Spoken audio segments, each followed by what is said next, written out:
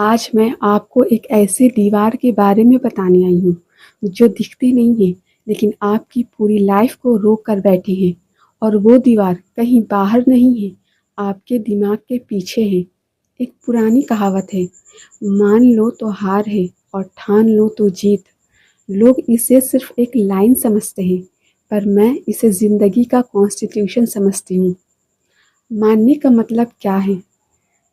جب آپ کوئی چیز مان لیتے ہیں تب آپ سرنڈر کر دیتے ہیں۔ آپ نے مان لیا کہ پیسہ کمانا مشکل ہے، آپ نے مان لیا کہ آپ کی قسمت خراب ہے، آپ نے مان لیا کہ کوئی آپ کا ساتھ نہیں دے گا۔ جیسے ہی آپ نے یہ مانا، آپ کا دماغ نئے راستے ڈھونڈنا بند کر دیتا ہے۔ وہ کہتا ہے ٹھیک ہے، جب ہار ہی گئے تو محنت کیوں کرے؟ ماننا مطلب اپنے ہی ہاتھوں سے اپنی قبر کھودنا۔ اور دوسری طرف ٹھان لو۔ ٹھاننے کا مطلب یہ نہیں ہوتا کہ صرف سوچ لیا۔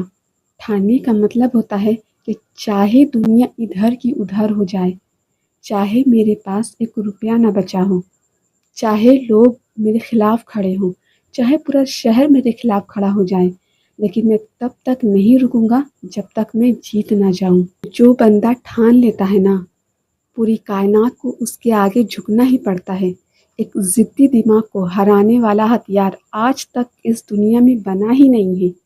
بھیڑ ہمیشہ مانتی ہے، بھیڑ مانتی ہے کہ مندی چل رہی ہے، بھیڑ مانتی ہے کہ جاب نہیں ملے گی، لیکن جو ٹھان لیتا ہے نا، وہ اس مندی میں بھی اپنے لیے نئے راستے بنا لیتا ہے۔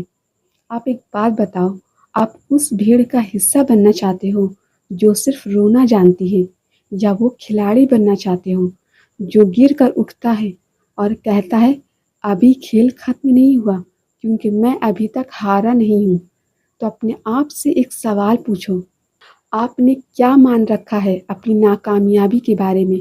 اسے ایک کاغذ میں لکھو اور آج ہی جلا دو، اور اس کی جگہ ایک ایسی چیز ٹھان لو جو آپ کو رات کو سونے نہ دے، کیونکہ جیت کی شروعات اسٹیڈیم میں نہیں ہوتی، جیت کی شروعات اس پل ہوتی ہے جب آپ فیصلہ کرتے ہو کہ اب بس بہت ہو گیا، اب میں خود کو بدل دوں گا۔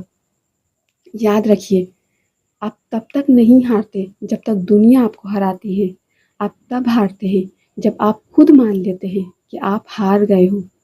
تو ٹھان لو اور دنیا کو دکھا دو کہ تم کس مٹی کے بنے ہو۔